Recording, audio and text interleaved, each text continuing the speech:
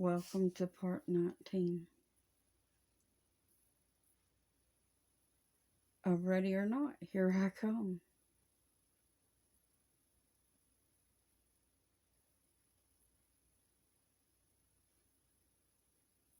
And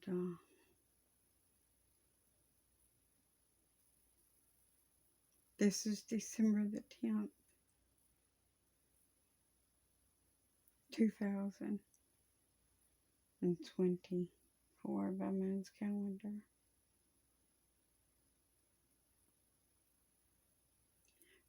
24 is just 42 inverted. Did you ever think about that?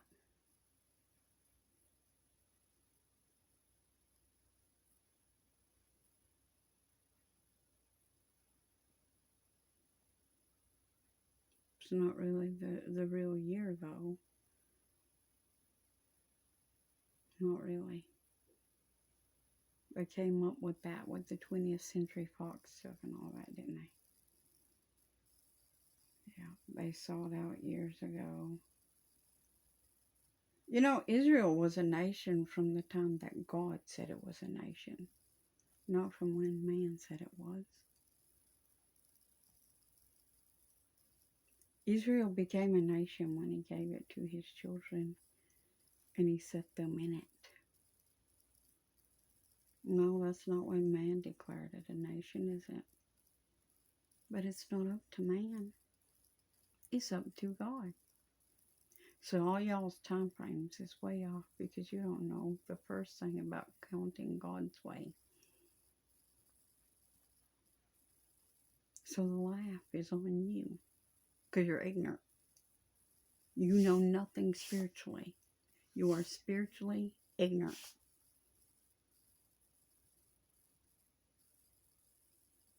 You thought it had to do with your being moral. You thought it had to do with your bloodline.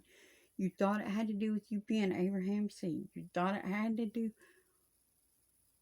with how you chew your food. You thought it had to do with you separating your food. And you thought it had to do with what you ate. You thought it had to do with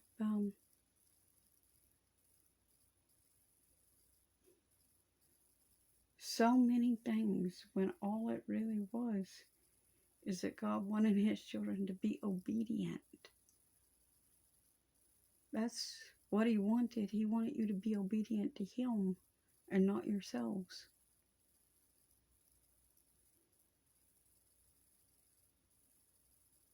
And he wanted you to love him and to love one another. But you can't love one another because you don't love him. Because if you loved him, you wouldn't want to serve these idols and you would come out of them. These traditions of man, those are not biblical. You're worshiping devils. And I'm going to continue to say that because it's true.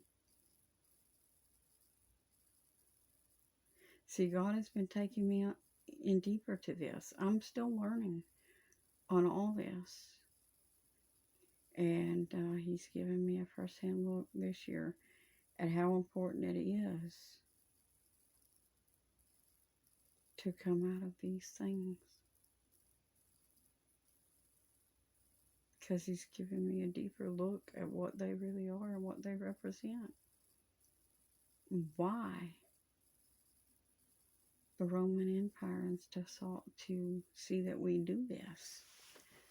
But anyway, I want to get back into the Word, so as the Lord leads, I will discuss this stuff more.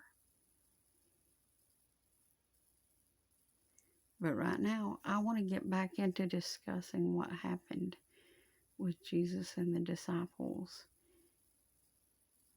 when he told them to let down their nets for a drought.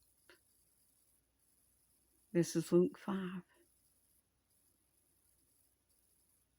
And the Lord had told them to let down their net for a drought. And I'm trying to see where to start from if I want to recap very far.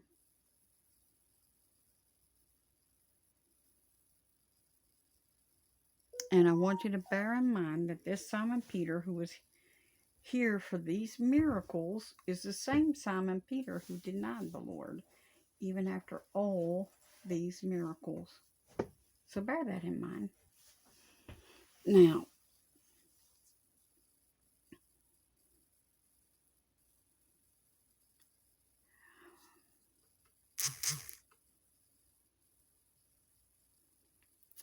I'm going to go to verse 7, I guess, of chapter 5. And they beckoned to their partners, which were in the other ship, that they should come and help them. And they came and filled both the ships, so they began to sink. The Lord will pour out blessings upon us if we will be obedient to the point that we will sink. Because we won't be able to contain the blessings. But it requires obedience. You want to know why God's not blessing you abundantly? Look at how all the times you haven't been obedient to Him.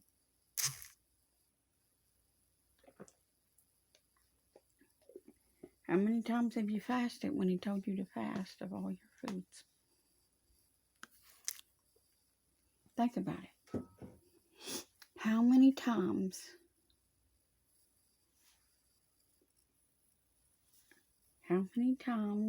has the Lord told you to fast and to pray for people, but you overrode it because your stomach wanted to eat?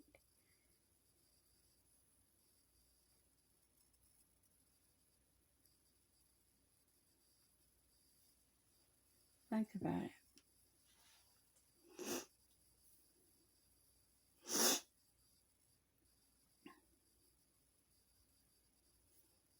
Think about it for real. How many times has God told you to witness to somebody, but you didn't because you was afraid of how they would receive it? What if that person was at their last hope and they were struggling to go on, to find a reason to go on?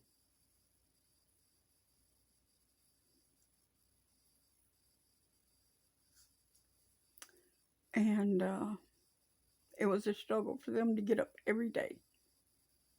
I've had days like that. I know what I'm talking about.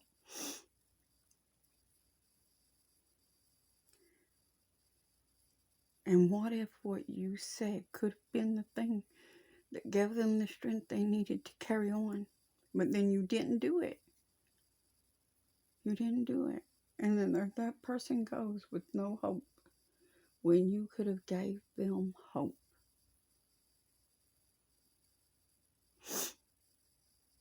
Don't ask why God isn't sending somebody to you to give you hope when He asked you to do that for someone else and you didn't do it.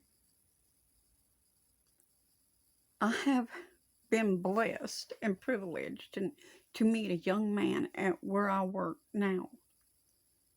And I'm going to tell this for the glory of God. And his parents should be commended. They must be truly wonderful people. Today, this young man come to me and he asked me. And the first day I met this young man, he was defending one of my managers. And he was just out there and he didn't have on his uniform. I didn't know he even worked there at first. And someone was being hateful to her and they was mean-mouthing her. And he took up for her. And he told them, he said, give them a chance. They're busy back there. And he was very right because we was in a rush and things were happening. But anyways, this young man today came to me. And he said to me, how are you today? And I said, well, I'm doing great. Things been a little crazy since the curbsides rolled in though this evening. Because everything's getting swamped right now. But other than that, yeah, I'm doing great. And he went on to say, you know what I do? When I have had a bad day, I didn't say anything to this young man about having a bad day. Actually, I just said I was doing great. But I had been, and he had no way of knowing this, I had been going through some things. And only the Lord knew, and a couple other people. And my heart had been busted asunder. And I told you a little bit about it, where I got called a sorcerer by somebody that I trusted in the Lord. And it hurt my heart so bad. But here this young man comes to me, and he says, you know what I do when I've had a bad day? And I said, what's that? He said, I just look at the fact that I got up this morning. And I'm super grateful for that. No matter what happens, I'm grateful I always get up. He's just a teenager. And I told him, I said, you're a very wise young man. Because even some older people don't think that way. And he said to me, I have some really great parents. And I said back to him, it shows. They must be teaching you right. And the fact that he takes time to speak with his elders with respect is also proof of that.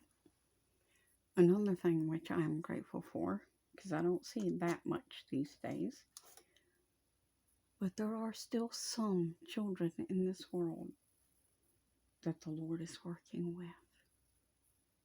We mustn't give up hope on them, church. They need us to still continue to be the light that the Lord has called us to be. Think of your children and your grandchildren. I see these little ones coming in all the time. And they're so sweet. And they say please and thank you.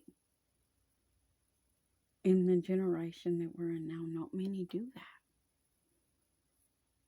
So when one comes in that's doing that, and they just smile and their little eyes twinkle, it's just quite the blessing.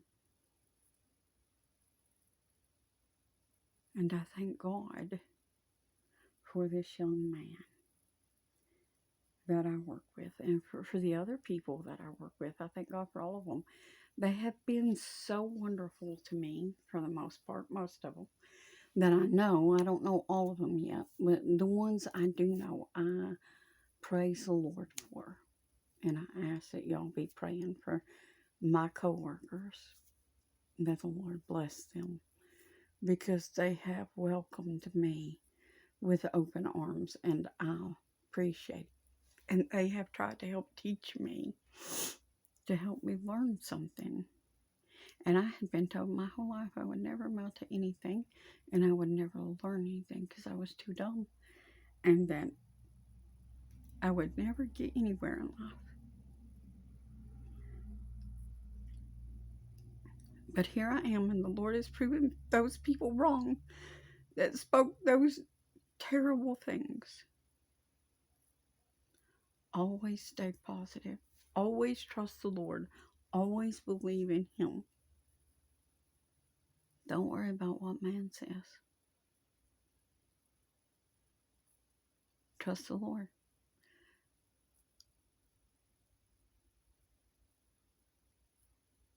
And I will see you in the next part.